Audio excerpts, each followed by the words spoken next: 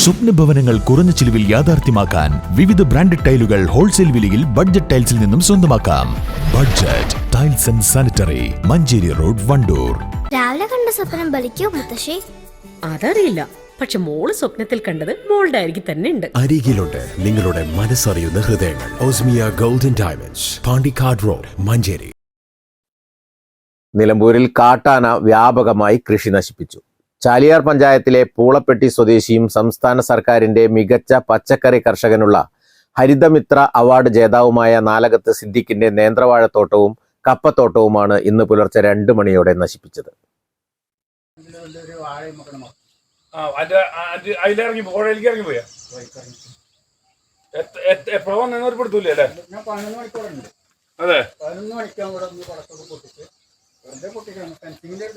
ഞാനത് ഇവിടെ വന്ന് കുളിക്കുന്നേ രാത്രി താവളമില്ലേ അമ്മരത്തിന്റെ ചുവട്ടില്.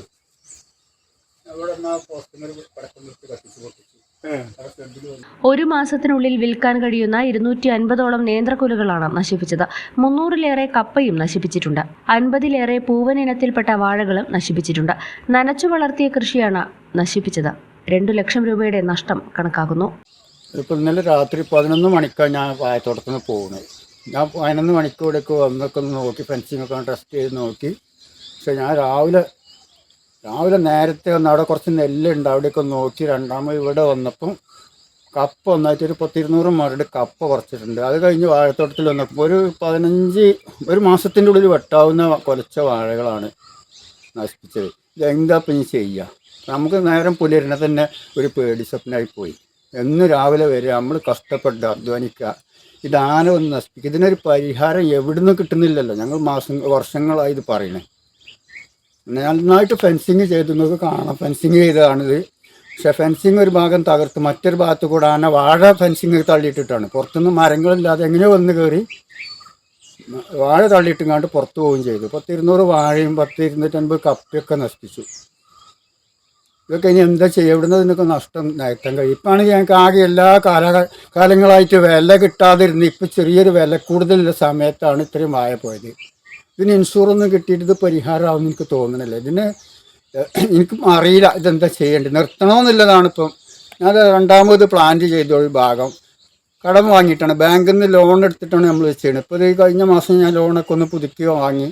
ഇതൊക്കെ ഇത്രയും കഷ്ടപ്പെട്ട് ചെയ്തിട്ട് എന്താണ് ചെയ്യാൻ എനിക്ക് അറിയില്ല, പറയാനറിയില്ല. രാത്രി 11 മണിവരെ സിദ്ദിഖ് കൃഷിയിടത്തിലുണ്ടായിരുന്നു. ആനകൾ കയറാതിരിക്കാൻ പടക്കം പൊട്ടിച്ച ശേഷമാണ് വീട്ടിലേക്ക് പോയത്.